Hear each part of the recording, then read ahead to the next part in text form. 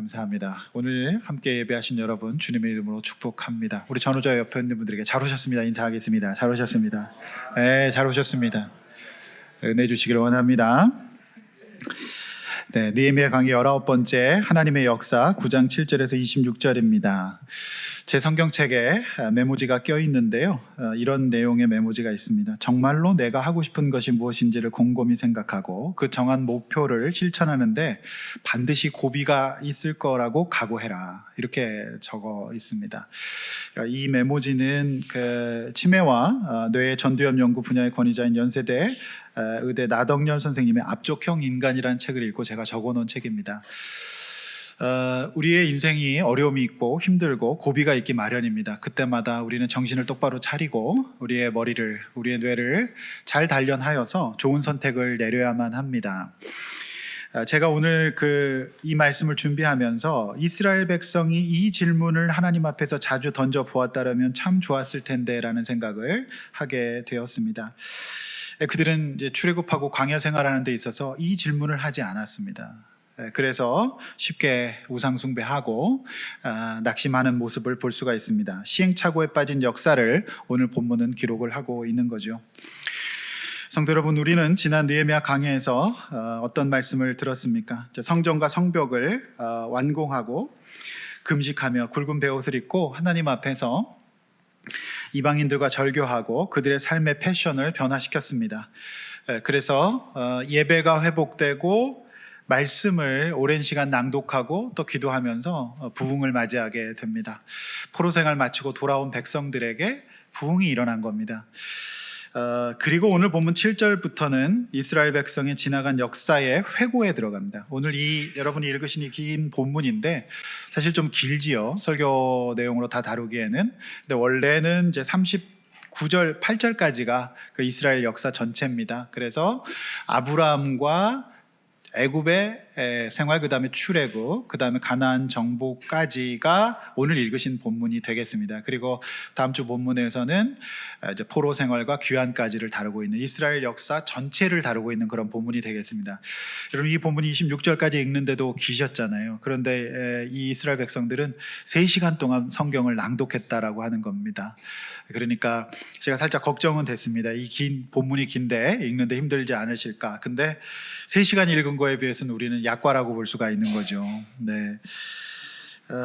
하나님 말씀 듣고 이렇게 돌아왔는데 오늘 저는 이 9장 7절에서 26절까지 말씀을 가지고 하나님의 역사라고 하는 제목의 설교를 준비했는데 하나님의 역사의 성격은 무엇이고 또 그 역사 가운데 하나님은 어떻게 일하시는가, 그리고 우리는 그 하나님의 역사를 어떻게 동참해야 되는가, 이 2가지 주제를 가지고 함께 말씀 나누려고 하는 것입니다. 하나님께서 저 여러분의 인생의 역사에 동참하시고 우리의 인생의 역사가 하나님의 역사가 되기를 주님의 이름으로 축원합니다.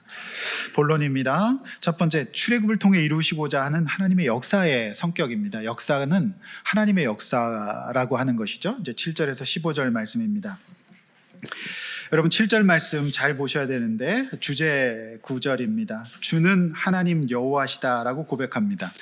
그러니까 주는 로드, 주권을 의미하고 하나님은 오직 한 분이라는 뜻이고 여호와는 인간이 만든 신이 아니라 스스로 계시는 분이다 라고 하는 뜻입니다. 따라서 우리가 하나님보다 높을 수 없고 하나님을 평가할 수 없습니다. 그분은 온전히 하나님이십니다. 여러분의 동의 여부와 상관없이 그분은 스스로 계시는 분이십니다. 여러분에게 오늘 하나님은 어떤 분이십니까? 7절의 말씀으로 이스라엘 백성의 역사에 대한 서술이 시작되는 것은 하나님이 이 역사의 주관자신데요, 여러분의 감정과 상태와 반응과 상관없이 하나님은 스스로 계시는 분이라는 겁니다. 오늘 이 자리에는 지금 굉장히 충만한 상태에 계신 분도 계실 거고요, 삶 가운데 지쳐서 낙심한 분도 계실 거고, 또 고민과 걱정 가운데 계신 분도 계실 겁니다. 다양할 겁니다. 그런데 그것과 상관이 없습니다. 하나님은 스스로 계신 분이십니다. 하나님은 처음부터 스스로 계신 위대하신 분이라는 선포입니다. 그래서 요즘에 사람들이 교회가 어떻고 기독교가 정말 앞으로는 소망이 없다, 막 이런 절망적인 평가를 많이 내놓고 있습니다. 근데 상관이 없습니다. 하나님은 어제나 오늘이나 동일하게 우리의 반응과 상태와 상관없이 스스로 계신 분이십니다. 믿으시길 바랍니다. 사람들의 교회에 대한 평가와 내 신앙 상태에 따라서 돌아가셨다가 살아나셨다가 그런 분 아니라는 겁니다. 하나님은 그런 분입니다. 저는 그 자녀들에게 부모는 이런 존재가 되어야 된다고 생각합니다. 부모는 가정에서 스스로 있어줘야 됩니다. 가정에서 여호와라는 개념을 경험하지 못한 자녀들은 그 정체성과 자아가 흔들릴 수밖에 없습니다. 그래서 저희 상담실에는 언제나 그 자리에서 흔들림 없는 존재로서의 부모를 경험하지 못한 아이들이 찾아오고 있습니다. 부모님들도 여전히 흔들리시죠. 흔들리다 못해 어떨 때는 사라지십니다. 그러면 어떻게 됩니까? 자녀들이 그 스스로 항상 그 자리에 있는 그 어떤 그 여호와의 그 하나님의 속성을 경험하지 못하거든요. 그러면 아이들은 많이 힘들어합니다. 그런데 누군가의 도움을 통해서 작은 안정감을 누리고 결국에는 우리가 어디로 가야 됩니까? 이 스스로 계신 하나님 만나야 됩니다. 네. 항상 주권적으로 계시면서 언제나 그 자리에서 우리를 맞아주시고 기다리신 그분을 만나야 완전한 치료, 그리고 온전한 마음으로 또 온전한 생각을 가진 사람이 될 수가 있는 것이죠. 한편 스스로 계시는 그 하나님이 아브람이라고 하는 사람을 택하십니다. 많은 사람들 중에 그 스스로 계시는 분이 주권을 가지고 그를 택하셨습니다. 하나님의 설명할 수 없는 은혜로 저와 여러분들을 하나님께서는 택하셨습니다. 내가 택한 것이 아니라는 말입니다. 내가 교회를 선택한 것이 아니라, 내가 예수 믿기로 선택한 것이 아니라 하나님이 나를 택하시고 만드셨습니다. 부르셨습니다. 모든 조건을 만들어 주신 겁니다. 그래서 그를 우상숭배 가득한 갈대아 우르에서 불러내셨어요. 그래서 처음부터 모태신앙은 없습니다. 누군가는 모태신앙이었습니다. 누군가는 불신가정에서 갈대아 우르 출신이었습니다. 그러다가 이 하나님의 선택으로 우리가 믿음의 가정에서 태어난 거죠. 그리고 그의 이름을 아브람에서 아브라함으로 바꿔주십니다. 아브람이 무슨 뜻입니까? 열국의 아버지라는 뜻입니다. 한 가정의 아버지, 그러니까 인간의 역사를 쓰는 사람에서 열국의 아버지, 하나님의 역사에 동참하는 사람으로 이름을 바꿔주신 겁니다. 성도 여러분, 오늘 본문은 하나님의 역사에 대한 말씀입니다. 이 역사의 시작과 성격에 대한 말씀이 바로 7절입니다. 하나님께서 이루시고자 하는 역사가 있습니다. 그리고 그 역사에 인간이 어떻게 반응해야 되는지에 대한 메시지를 오늘 본문이 던지고 있는 겁니다. 성도 여러분, 우리의 삶의 역사가 하나님의 역사가 되어야 합니다. 나는 그냥 한 가정의 아버지, 어머니로 살고 그냥 내 자신만 아는 사람에서 우리 그리스도인은 이름이 바뀌어서 하나님의 마음을 품은 사람으로 바뀌는 겁니다. 그것이 우리의 역사이자 하나님의 역사이죠. 여러분의 인생은 어떤 역사를 쓰고 계십니까? 한마디로 이 한 절의 말씀이 하나님 나라의 큰 그림을 지금 보여주고 있는 것이죠. 저 역시 정말 은혜로 부신가정에서 하나님이 저를 불러오셨고 예수 믿게 하셨고 저만 알고 가족만 알던 저에게 다른 영혼들에 대한 부담을 가지고 말씀을 전하고 품는 그런 역할을 맡겨주셨습니다. 저를 아브라함으로 불러주신 거죠.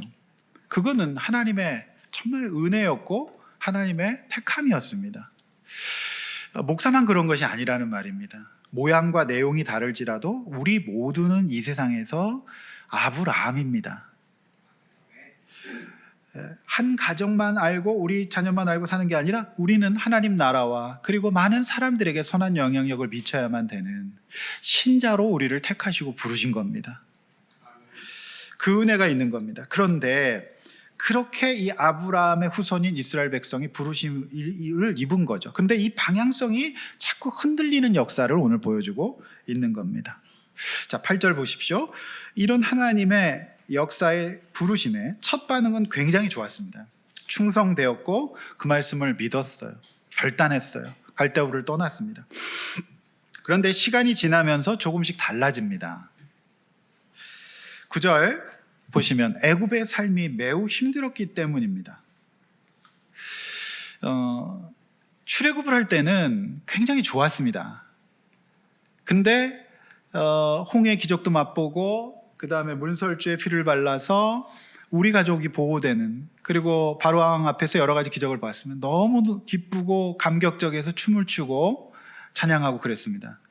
그런데 이 광야 생활에 가기 시작하니까 어려워지는 거예요. 힘들어요. 그러니까 이 방향성이 자꾸 잊어버려집니다. 자, 우리가 잘 생각해 봐야 될 것이 있습니다. 이 하나님의 역사를 이루어드리는 일에 있어서 하나님만 어려우시고 나는 안 어려웠으면 좋겠다라는 생각이 있습니다. 서론에서 인생의 정확 목표를 실천하는데 반드시 고비가 있을 거라고 말씀드리지 않았겠습니까? 여러분, 우리가 정말 귀하다, 감사하다, 은혜다라고 정말 소중하게 여기고 있는 모든 곳에는 반드시 여러분의 수고와 고통이 들어가 있을 겁니다.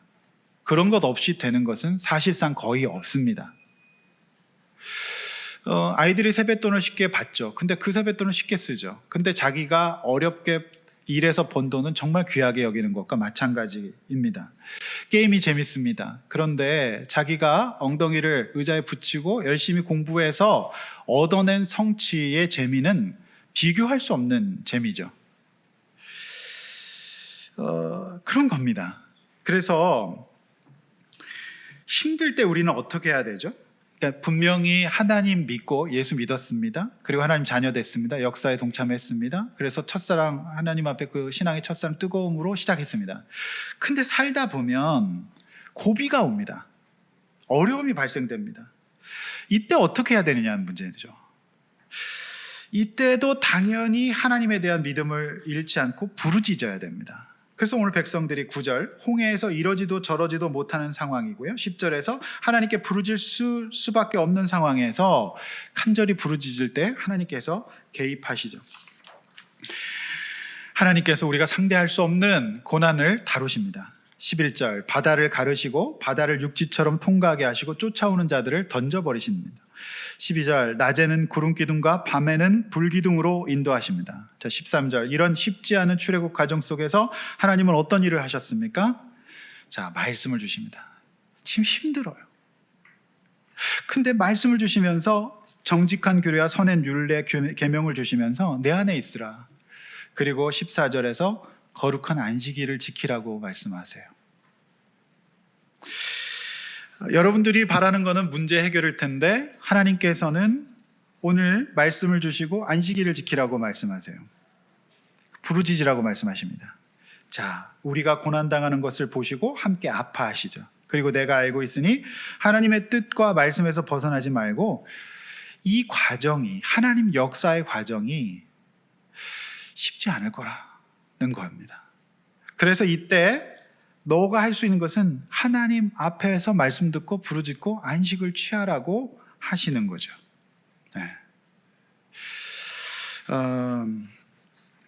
이 하나님이 일하시는 방식, 하나님이 역사를 운행하시는 방식이 이런 방식인데 우리는 이런 방식을 여전히 꽤나 낯설어 합니다.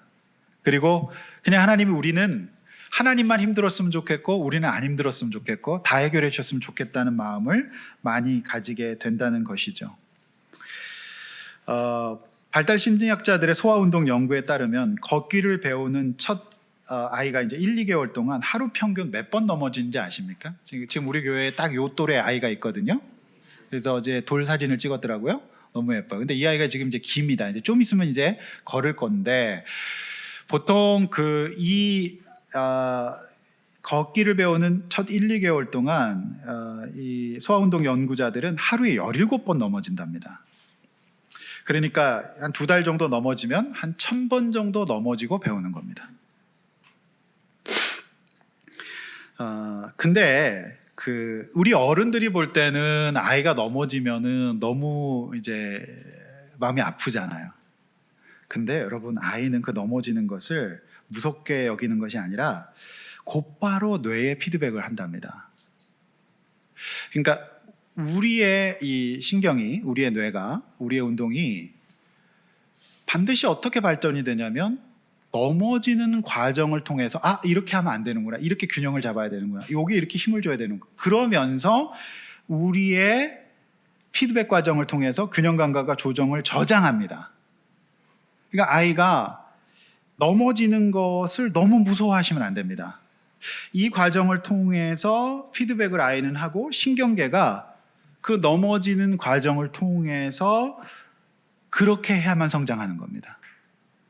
그런데 만약에 부모가 그 넘어지는 게 너무 애달아서 애를 계속 못 걷게 하죠. 그럼 애는 영영 못 걷는 겁니다. 부모는 아이가 울 때 위로는 해주되 그 아이가 일어서는 용기를 주면 그만입니다. 수천 번의 넘어짐이 결국 균형 감각을 잡는 뇌 회로를 완성시킨다는 겁니다. 여러분 잘 생각해 보십시오.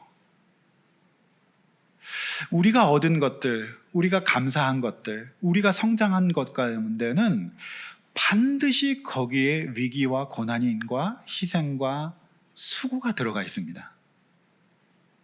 그런 것 없이는 얻을 수가 없는 겁니다.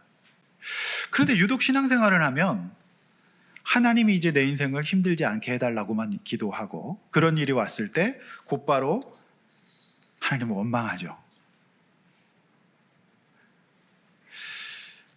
그런데 이 세상의 판이, 이 귀한 판이, 근데 우리가 세상에 돈을 벌고 뭐 공부를 하고 좋은 회사, 좋은 직장, 또 좋은 연봉, 또 아이들이 좋은 학교를 들어가기 위해서 갖는 거는 당연히 자기가 해야 된다 생각하는데 인생의 큰 틀에서는 그것 속에서 하나님은 우리에게 주시고자 하는 은혜가 있고 성장이 있습니다. 그래야만 진짜 성장하고 성숙해지는 건데 그걸 되게 힘들어하는 거죠. 여러분 어떻게 생각하십니까? 역사, 하나님의 역사의 프로그램을 어떻게 보시냐는 겁니다. 이 세상의 우상과 사이비 종교에는 그런 게 없어요. 내가 다 해준다. 한 방에 다 해준다. 그러니까 나에게 굴종해라. 이렇게 가르치거든요. 여러분 그런 거 기독교 아닙니다. 신이 뚝딱 해결해 주는 거 기독교 아닙니다.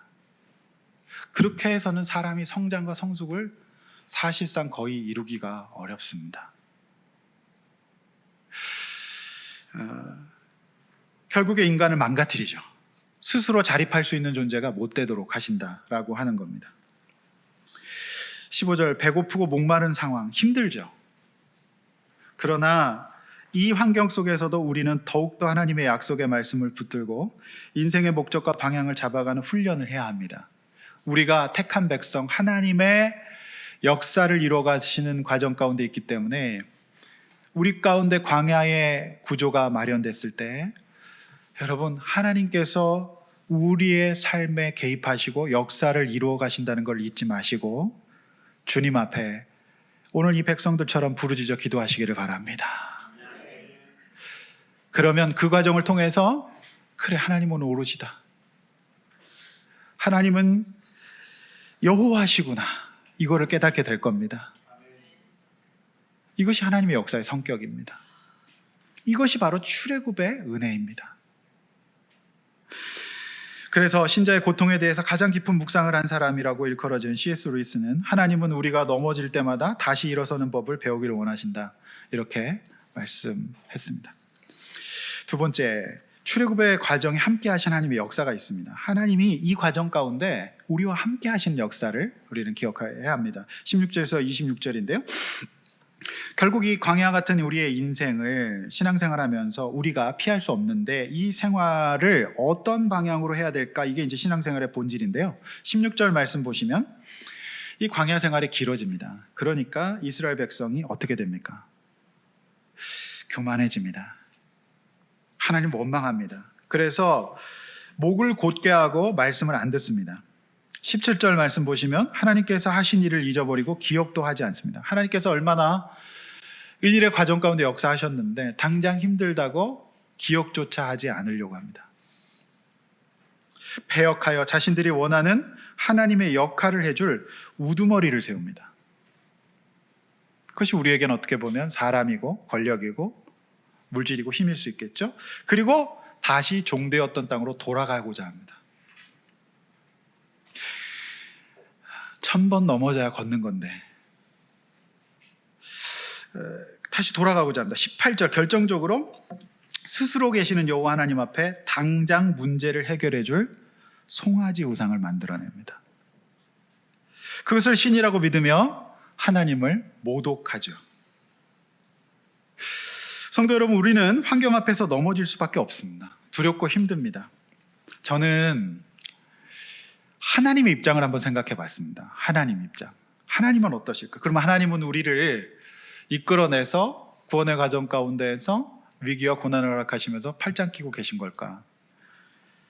그거 아닙니다.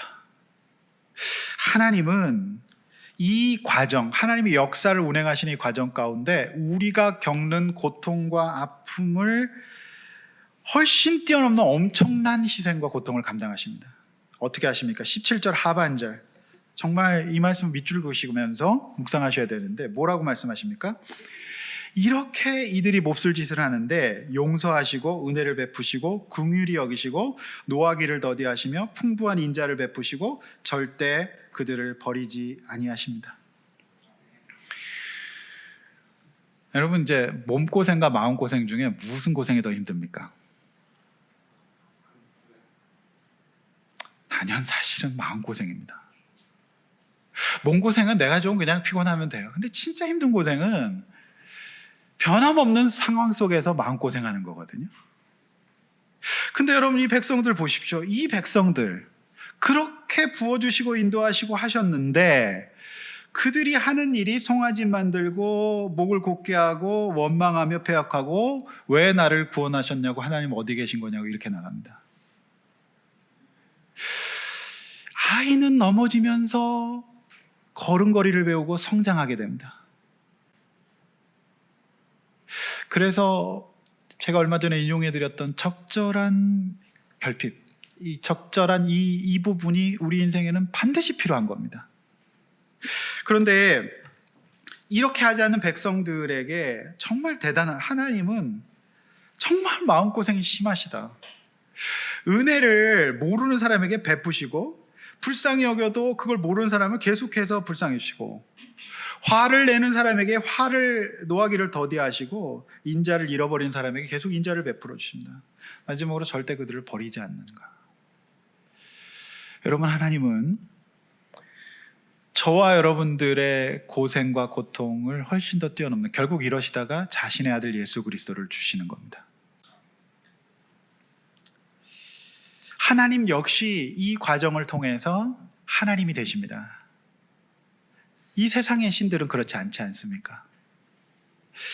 여러분, 19절은 이를 두고 크신 궁휼이라고 표현하고 있습니다. 20절, 악한 그들에게 선한 영을 주시고 먹을 것이 없을 때 만나를 내려주시고 목마를 때 물을 주시고, 21절, 40년 동안 들에서 있었지만 부족함이 없었고. 저는 특별히 21절의 하반절 말씀이 되게 인상적이에요. 오늘 이제 날이 추워지니까 따뜻한 옷들 입으시는데 옷이 헤어지지 않는데요. 그리고 걸으니까 이게 오래 걸으면 좋은 신발이 필요하거든요. 발이 아프기 마련입니다. 근데 발이 부르트지 않게 하셨다. 이런 사람들을, 따라서 하나님은 넘어짐 속에서도 우리를 절대 포기하지 않고 버리지 않는 우리의 하나님이십니다. 그래서 그 역사를 써가는 데 있어서 우리가 넘어짐을 허락하실지라도 기회를 주시면서 기다리시면서 끝까지 우리에게 스스로 계시는 여호와 하나님으로서 그 자리를 지켜주고 계십니다. 성도 여러분, 우리 하나님은 여러분들의 고통과 어려움을 아시고, 여러분들이 부르짖어 기도할 때 하나님께서 홍해를 여시고 여러분들의 대적을 바다에 던져주실 겁니다. 그렇게 하지 못할지라도 하나님은 저와 여러분들을 끝까지 버리지 않고 긍휼히 여기실 줄로 믿습니다. 이것이 하나님의 역사, 하나님이 우리의 역사, 이 일을 이루시는 일에 있어서 우리에게 대하시는 방식이십니다. 그런가 하면, 자, 전반부가 굉장히 고통과 위기, 그러니까 광야 가운데 그랬다고 한다면, 자, 그러면 이제 성공과 안정의 시간은 어떻게 될까요? 그러니까 이제 우리 삶이 다양합니다. 어떤 분은 정말 성공과 안정을 누리시는 분도 계십니다. 같은 예수 믿는데도. 어떤 분들은 되게 어려우신 분들도 계시죠. 근데 전반부가 광야였다면 지금 이 본문 이제 후반부에는 성공과 안정의 시간에 어떻게 하시냐예요. 어떻느냐는 겁니다. 자, 22절 봅시다. 하나님께서 그들의 힘으로는 도저히 얻을 수 없는 땅을 차지하게 하십니다. 여러분 땅 좋으시죠? 23절 그들의 자손을 하늘의 별같이 많게 하시고 땅을 차지하게 하셨습니다. 여러분 여기서 하늘의 별같이 자식을 많게 하셨다는 것은 고대 세계에서 최고 축복입니다. 왜냐하면 아이들이 의료가 없어서 많이 죽기도 하고요. 출산 과정에서 죽고요. 많이 어려움 당합니다. 근데 여기서 이 자식들이 하늘의 별같이 많다는 것은 국가를 이룰 수 있다는 뜻이고 그것이 곧 재산이고 권력입니다. 24절 강한 가나안 주민을 그들 앞에 복종하게 하십니다. 자, 이제 권력까지 경험하게 하십니다. 다 이기는 거예요. 그리고 24절 하반절은 그 사람들을 자기 마음대로 임의대로 부릴 수 있게 하셨다라는 말씀입니다. 대단한 거죠. 잘 됩니다, 지금. 25절 이제 대박이 터집니다. 여러분 25절 한번 같이 한번 읽어보겠습니다. 여러분 이 말씀 크게 읽으십시오. 자, 25절 다 크게 읽습니다. 시작. 그들이 경고와 성읍들과 용진당을 점령하고 모든 아름다운 물건이 가득한 집과 한옥들과 포도원과 강남원과 수많은 광목을 차지하여 열리 먹어 살찌고 주의 큰 복을 즐겼사오나. 네, 여기 기름진 땅은 강남입니다. 지금으로 치면은. 그 다음에 아름다운 물건은 정말 좋은 명품들입니다. 그리고 여기에 보면은 이제 우물과 포도원, 감남원이 나오는데요. 이 고대 시대의 우량주들입니다. 이게 지금으로 치면은 AI 관련 산업주입니다. 반도체주입니다. 지금 우리나라 주가가 지금 최고 좋다 그러잖아요. 지금 이 시대의 우물은요. 엄청난 권력이고 재산이고요. 그 다음에 감남원, 기름과 포도원 이런 것들은 열매로서 이거는 지속 가능한 지속적인 수익을 얻을 수 있는 굉장한 우량주들입니다. 그런데 이것이 허다합니다. 그래서 배불리 먹고 살찌고 주의 큰 복을 즐겼습니다. 그야말로 대박이 터진 겁니다. 저는 우리 성도님들이 전반부, 후반부 다 복이라고 할 수 있는데요. 왜냐하면 이 어려움을 통해서 우리는 성장하고 하나님 앞 부르짖어서 더 튼튼한 신앙 갖고 흔들리지 않은 신앙 가질 수도 있는데 저는 후반부의 복도 우리 성도님들 받으시기를 바랍니다. 아멘 크게 하시는 게 좋을걸요. 네. 정말 이거 대박 난 겁니다. 이런 복이 어디 있습니까? 엄청난 대박이 난 겁니다. 자, 그런데 하나님의 역사는 아브람에서 아브라함이 되어서 열국의 아버지가 되어서 하나님이 쓰시고자 하는 구원의 역사에 우리를 택하셔서 부르셔서 이름 바꿔주시고 성장시키시고 어떤 상황에서도 하나님 앞에 쓰임받는 인생 만드는 거, 그게 이제 우리 신자가 되는 거라고 말씀드렸습니다. 그게 신자입니다. 자, 그런데 전반부의 광야에 있을 때도 사실은 좋지는 않았습니다. 그래서 오늘 이 본문 26절에 보면 순종하지 아니하고 주를 거역하고 율법을 등지고 주께로 돌아오기를 권면하는, 이게 나오는데 율법 등지는 것까지는 금송아지 만들고 우상 만들고 이렇게 했던 부분이 어려울 때 반응하고 비슷하긴 합니다. 그러니까 지금 반대로 너무 대박이 터져서 어떠한 근심과 걱정이 없는 상황에서도 전반부는 반응이 비슷합니다. 그런데 결과는 무엇이 더 안 좋으냐? 결과는 후자입니다. 대박이 터졌을 때예요. 이 26절 말씀에 보면 율법 등지는 것까지는 똑같은데 26절에 하나가 더 악함이 추가가 되는데 어떤 악함이 추가가 되죠? 선지자들을 죽여버립니다. 왜요? 이들은 지금 권력을 누렸고 가나안의 장대한 백성들을 다스렸고 모든 것들을 다 가지고 있습니다. 감히 네가 뭔데 나한테 그래? 죽여버립니다. 자, 그렇게 치면 과연 뭐가 복일까요? 자, 세상의 복의 기준으로 보면 26절의 복이 다일 겁니다. 그런데 그건 세상 나라의 역사 아닙니까? 하나님 나라 역사의 주인공은 이런 사람이 아닙니다. 선지자들을 죽여버리는, 말씀을 권면하는 선지자를 죽여버리고 심히 모독하는 사람이 어떻게 복이 있는 사람이겠습니까? 하나님 나라의 역사에서, 그죠? 뭐가 더 복일까요? 그래서 전반부의 적절한 어려움, 하나님이 부르짖을 때 바로 만나와 메추라기와 구름기둥과 불기둥과 옷이 헤어지지 않게 하시고, 그리고 두렵고 힘들 때 하나님께서 개입해 주시는 그 은혜, 둘 중에 뭐가 과연 복일까요? 우리는 홀로 한 분이시고 스스로 계시고 전능하신 하나님을 믿는 사람입니다. 그리고 그분을 믿어서 그분이 우리를 갈대로 불러주신 사람들입니다. 성당에서는 세례명을 씁니다. 우리는 세례명을 안 쓰지만 영적인 우리의 변화된 이름을 갖고 있습니다. 하나님의 자녀라고 하는. 그래서 무엇이 더 복이냐, 무엇이 하나님의 역사를 써가는 사람이냐, 이 관점에서 봤을 때는 후반부가 복이 아니라고 볼 수도 있습니다.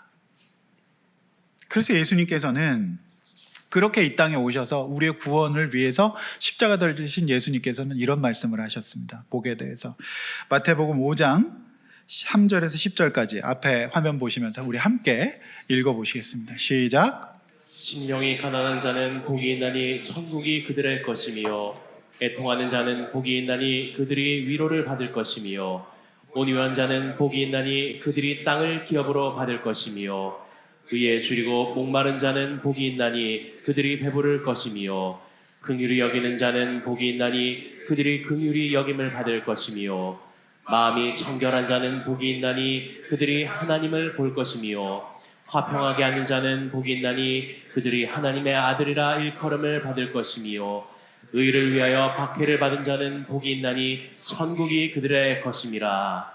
아멘. 여러분, 이것이 성경이 말하는 복이랍니다.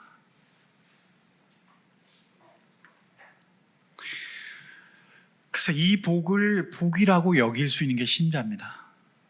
그런데 저는 우리가 사람이기 때문에 이 추운 날 먹을거리와 따뜻한 옷이 있어야 되고 몸을 누일 집이 있어야죠.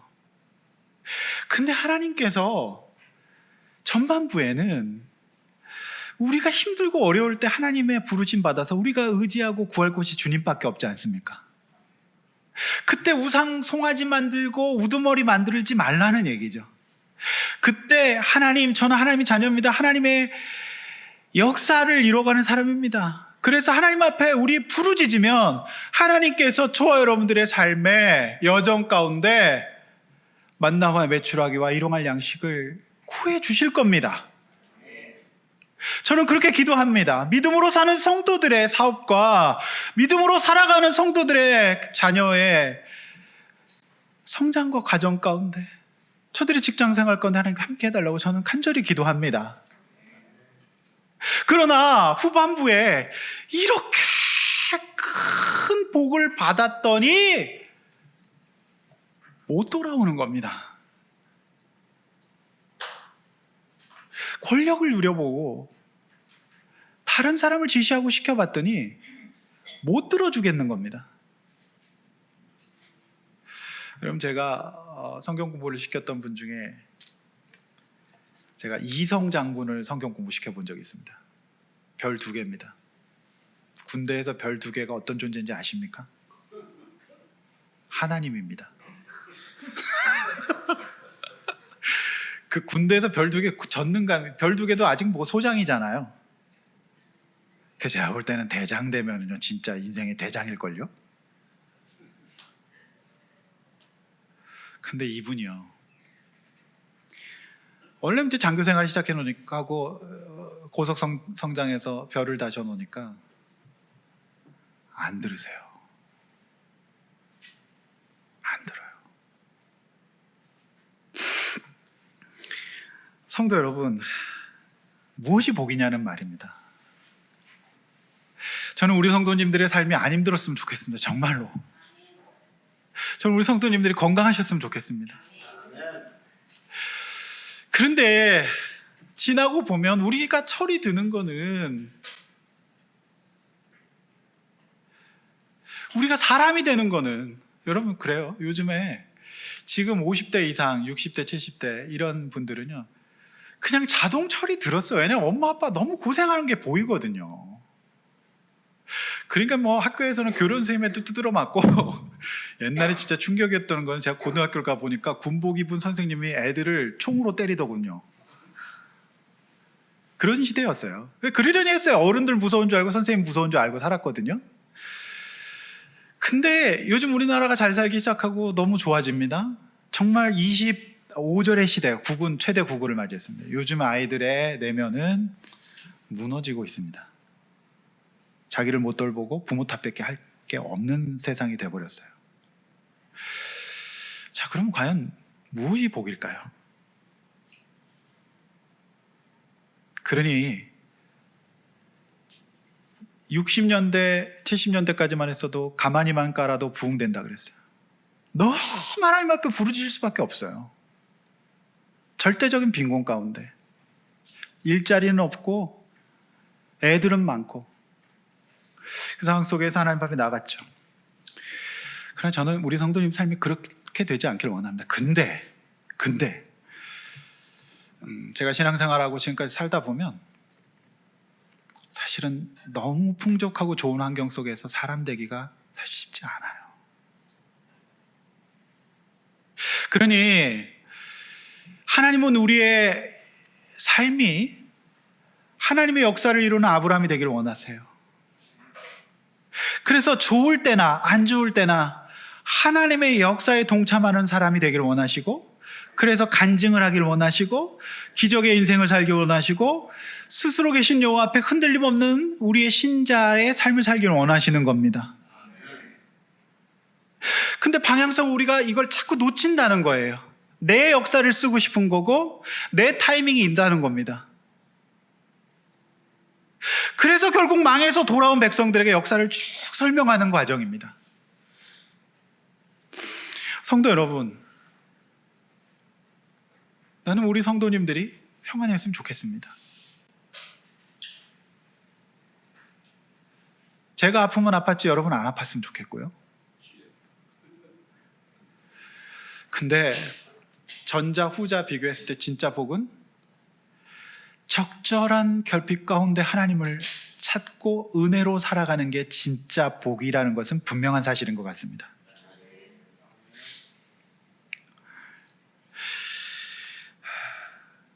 저는 이제 목회자이기도 하지만 동시에 또 상담자이기도 합니다. 그래서 이 전문 상담자들은 상담자의 상담자를 만나게 되어 있습니다. 규정이 되어 있습니다. 윤리 규정에. 그걸 이제 슈퍼비전이라고 합니다.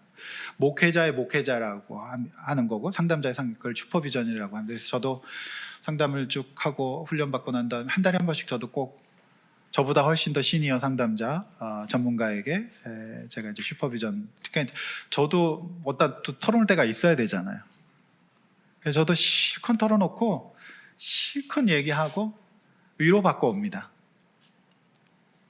저에게 만약 그 과정이 없었다면 제가 어떻게 하겠습니까? 참 못합니다.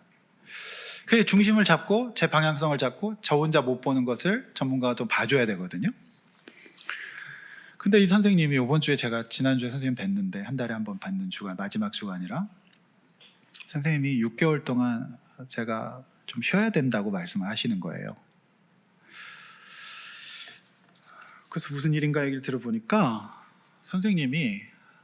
그 선생님은 한국 정신의학계, 크리스찬 정신의학계 정말 소중한 분이시고 저보다 나이도 많으시고 엄청난 역할을 하신 분입니다. 수많은 사람들을 살린 분입니다. 이게 너무 잘하셔갖고 예약이 6개월이 안 되는 분, 6개월 정도 예약이 안 되는 분이에요. 너무 신실하시고 좋으신 분이십니다. 또 저도 정말 많은 분들을 소개했죠. 근데 이분이 저한테 담담하게 말씀하십니다. 유방암 1기를 진단받으셔서 항암을 해야만 되는 수술하고, 그래서 6개월 동안 자신이 쉬게 됐다 그러시면서 항암 예정되어 있고 담담하게 말씀하셨어요. 근데 제가 그 말씀을 하신 선생님의 눈빛 속에서 어떤 절망이나 좌절, 절망 이런 거 못 봤어요. 그러면서 선생님은 오히려 저를 걱정하시는 거예요. 목사님 못 만나드려서 어떡하냐고. 제가 대신 더 좋은 선생님 소개시켜드렸고 다 세팅해놨으니까 걱정하지 마시라고. 그러면서 저는 잘 치료받고 올 거니까 아무 걱정 말라고 하면서 저를 막 위로해 주시는 거 있죠.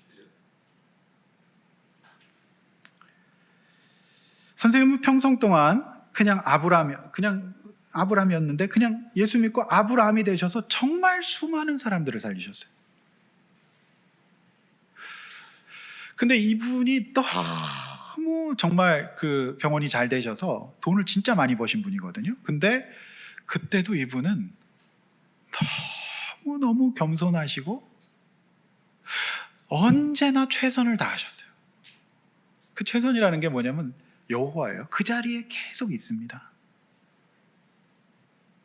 그리고 언제나 최선을 다해서 제 얘기를 들어주시고 눈물을 흘려주십니다.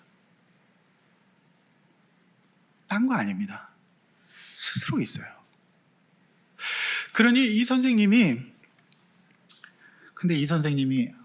그 아기가 없으세요. 그러니까 이제 아무래도 좀 그런 호르몬의 문제가 있으셨던 것 같습니다. 그래서 제가 너무 마음이 아파서 또 저 때문인 것 같기도 하고 제가 하도 많이 환자를 보내가지고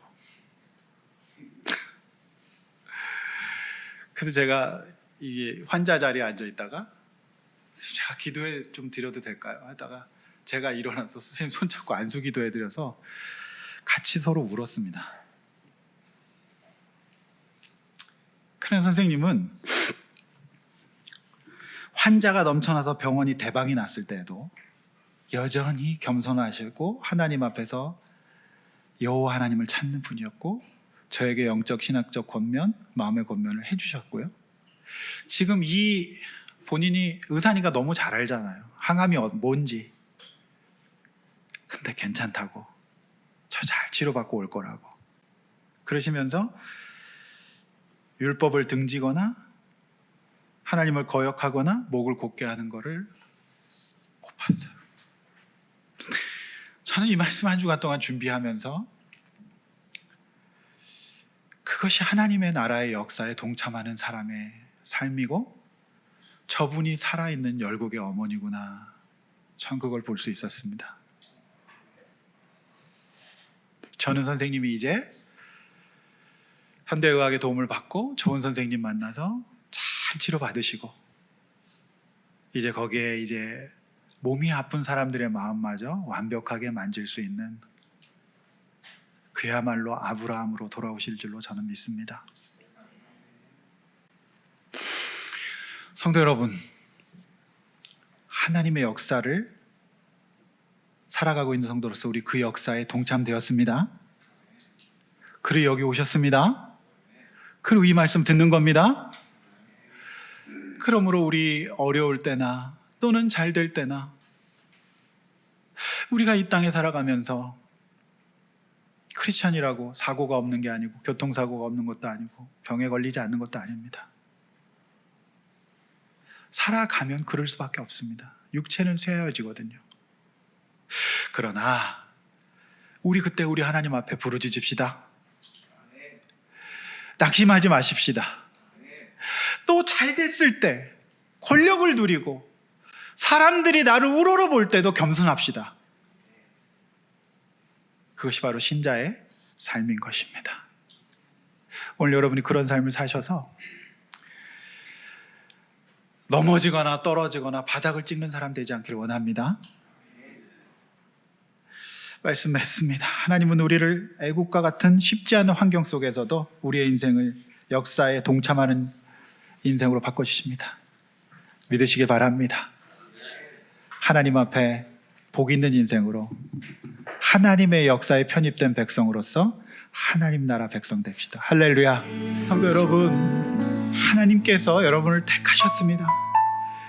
아니면 절대 여기 못 옵니다. 제가 오랜 동안 사역해봐서 압니다. 절대 못 옵니다. 여러분 이 자리에 와서 말씀 듣게 된 것은 하나님의 택하심입니다. 그래서 여러분 앞에 우리가 이 땅에 태어나 우리도 동일하게 인생을 살아갑니다. 이 과정 가운데 고난도 흥함도 있을 겁니다. 그러나 우리는 하나님이 계십니다. 우리 인생의 역사의 주관자 하나님 앞에 우리 부르짖읍시다. 그래서 하나님, 어려울 때 주님 버리지 않게 하여 주시고, 낙심하지 않게 하여 주시고, 잘 됐을 때에도 교만하지 않게 하여 주셔서 세상 역사가 아니라, 바벨탑이 아니라 하나님 나라의 역사를 이루는 사람 되게 해달라고 주여 한번 외쳐 간절히 우리의 손을 간구합시다. 주여, 아버지 하나님, 우리 모두